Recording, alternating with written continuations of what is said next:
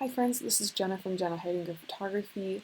I am a natural light senior and wedding photographer based in Pittsburgh, Pennsylvania, or predominantly natural light. I'm not afraid of artificial light, but I do prefer natural light. As you can see from this image, this was shot with natural light using a Canon 85mm lens. I believe it's 1.2 or 1.4, and a reflector off to the right hand side. So I tend to get questions about how I edit my images because I like to edit them true to life. I like for them to be bright and colorful, but I wouldn't necessarily put myself in the light and airy category or the dark and moody category of editing style. So I like to call myself kind of a true to life editor. But today I would love to just show you a little sample of how I like to edit my images, and I'd like to edit this image for you. As you can see, this is the final version.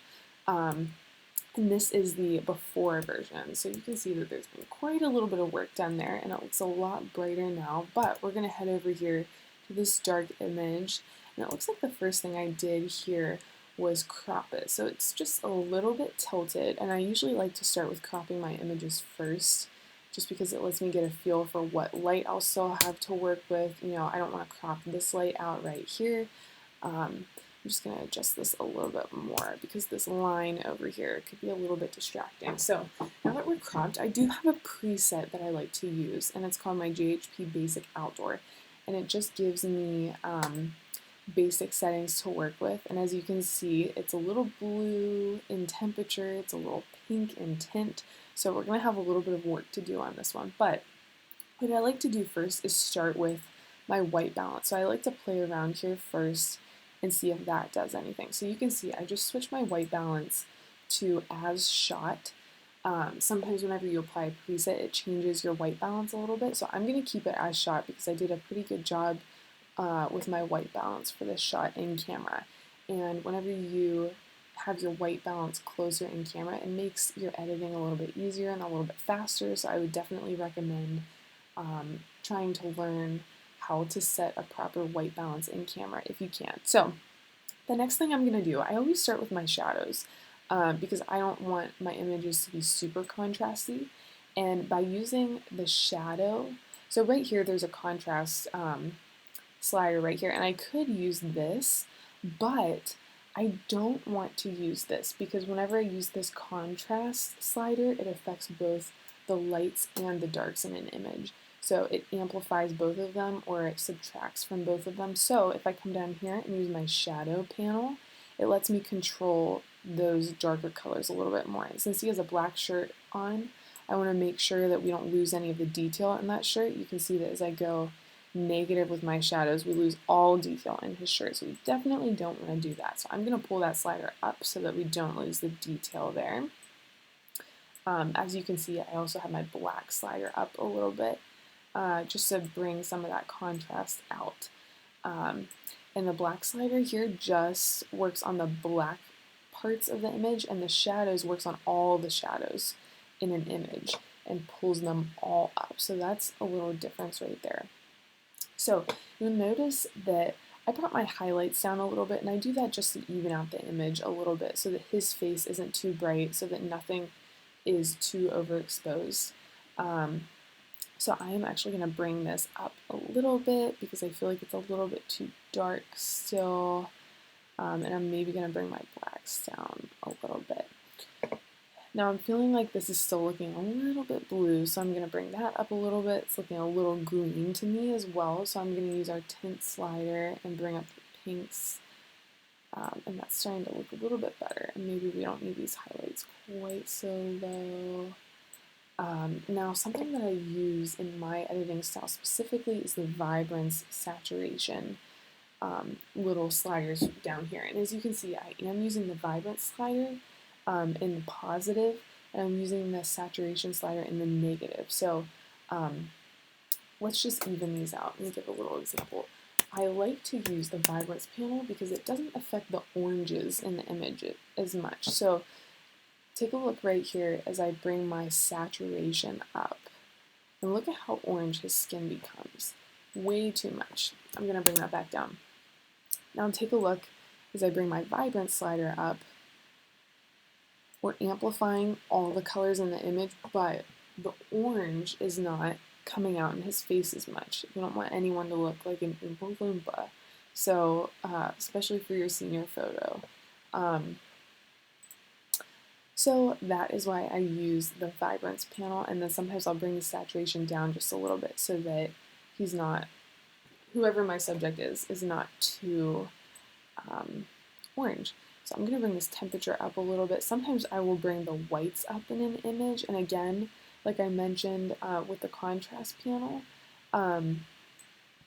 I do not always like to use this contrast panel. I prefer to use the shadows, whites, blacks, and highlights because this gives me full control over the contrast, whereas if I just use this contrast slider, it brings the blacks and the whites out to an equal amount.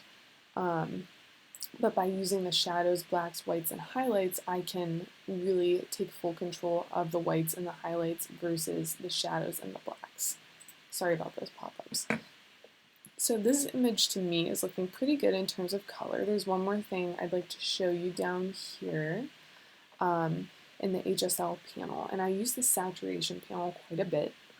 You can see that in my basic import preset that the blues are taken down out of this, and that is because you can see as I move this up, whenever someone is photographed and they're wearing blue jeans, for some reason the blues just come out really bright, and to me it looks a little bit unnatural, so I always pull those blues down just a little bit.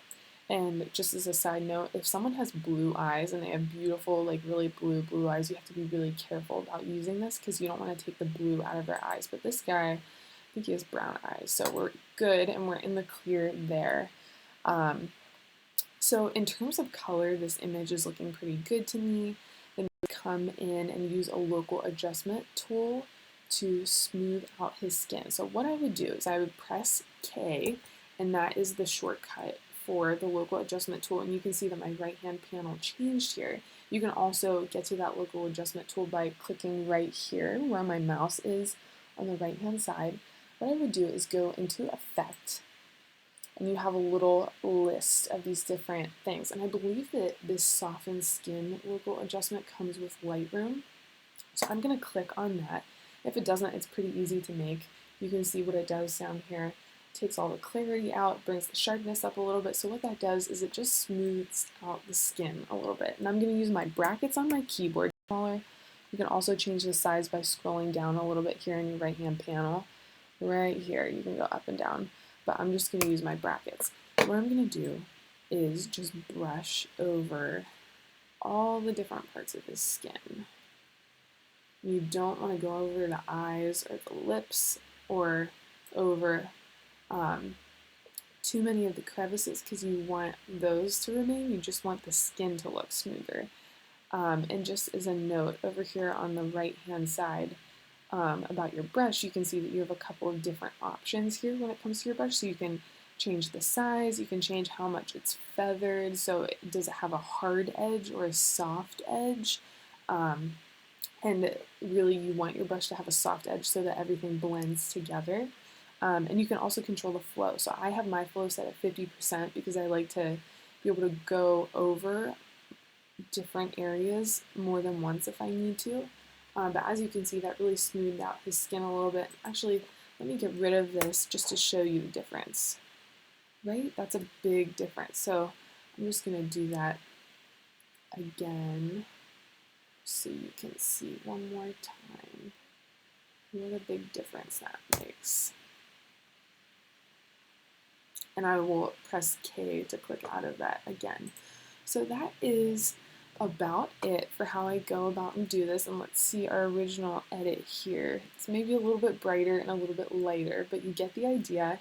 And here is our before and after of that shot. I apologize, my computer is a little bit slow today. As you can see, we really brightened things up. We made things a little bit more vibrant, but it still looks very true to color here. So I hope that was helpful. I hope that gave you some ideas for things you can apply to your own editing. And if you would like to learn how to edit more in the future, feel free to click the subscribe button. Thanks, everybody.